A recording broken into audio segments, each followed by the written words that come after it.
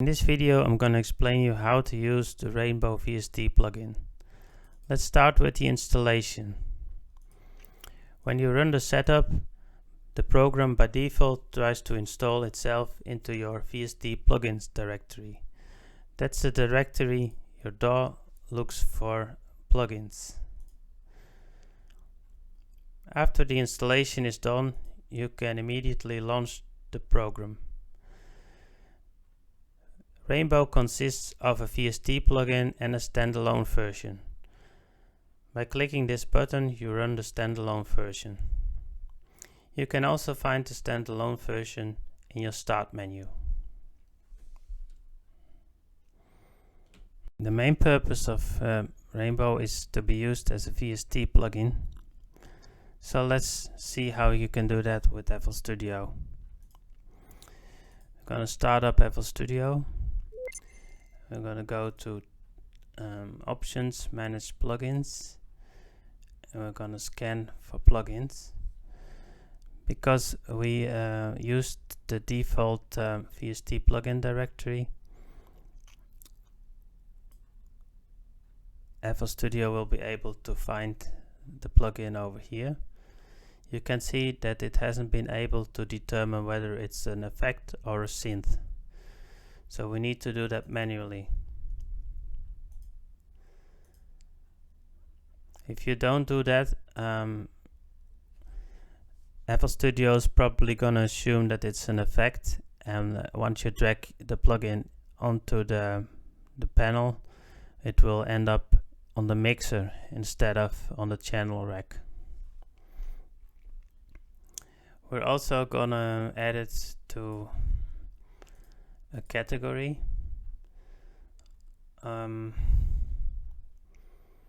Let's take, for example, Synth Special.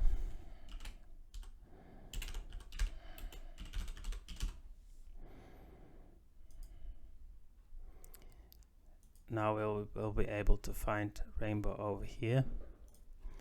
Once this is done, you can drag the plugin onto the channel rack and you can use it. You can use your MIDI input to play the instruments you have created with Rainbow.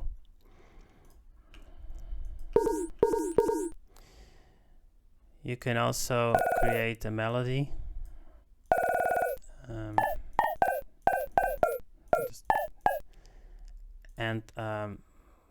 If you play that melody, you can edit the different presets to create a sound to your liking.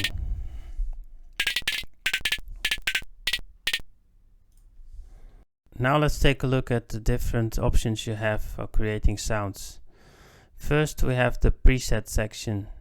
Here you have some preset sounds, and there are not that many because the idea is that you create them yourself. So we can add a new preset. Let's call it new, and make a category. Let's call it random.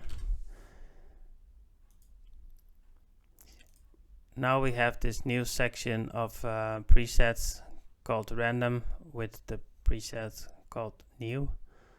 We can edit this and then save it. Rainbow VST works by using two different sounds and mixing them to create a unique sound. This is the first sound. You can choose from a wide range of different sounds that's already built in. You can also use your own sounds to mix them. Then you need to save them as WAV files in the data directory. Let's take, for example, a kick. It sounds like this, and we can mix it with let's say a triangle. Then you end up with the sound like this. We can also invert the sound, and we can change the volume over time.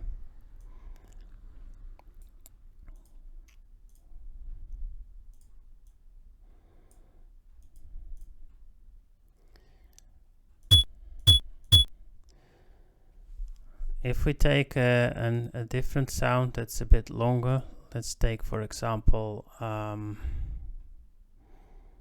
bugle. We can change the stretch mode. This determines how the two different sounds are overlapped. If you want them to be partly overlapping, then you choose the first.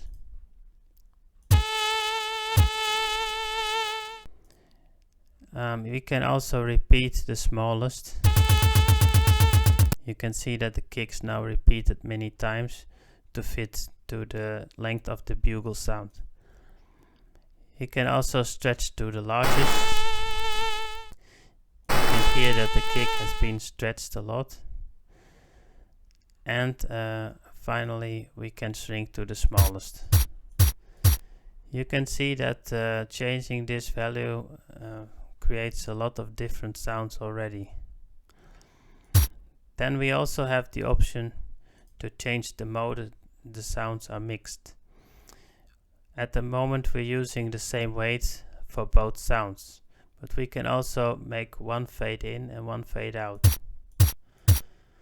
You won't hear much difference here because the kick is mainly in the beginning. But if you change, for example, this mode to overlapping, you will hear that the kick is already stretched. It's already starting more soft than in this mode. We have also the possibility to multiply both sounds. It gives a rather unique sound, and the possibility to interleave them using a sine pattern.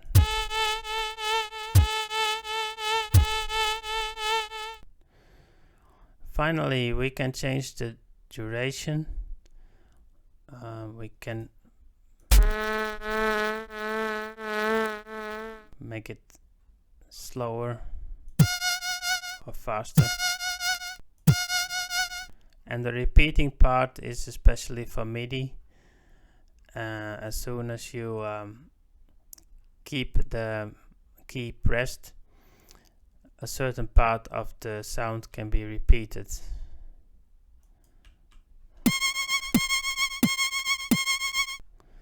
If I change this to very small, you will see that now if I keep the MIDI key pressed, it sounds like this.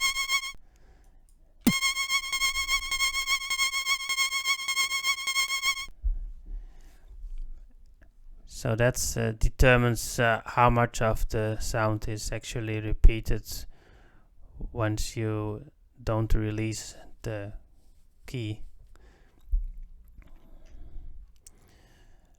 Okay, finally we have some settings over here. They are not that important. You can change the quality of the sound output when you save it as a WAV file, and you can change the data folder. You can also save it as a WAV file. That's especially useful when you use Rainbow as a standalone. Normally you will just use it as a VST instrument and record your sound using your DAW.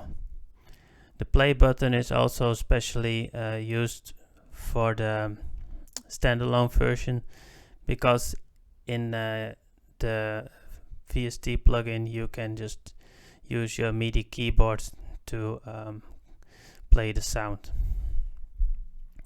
Well, that concludes my demonstration. I hope you can create some nice music and sound effects with this plugin. Thank you for watching.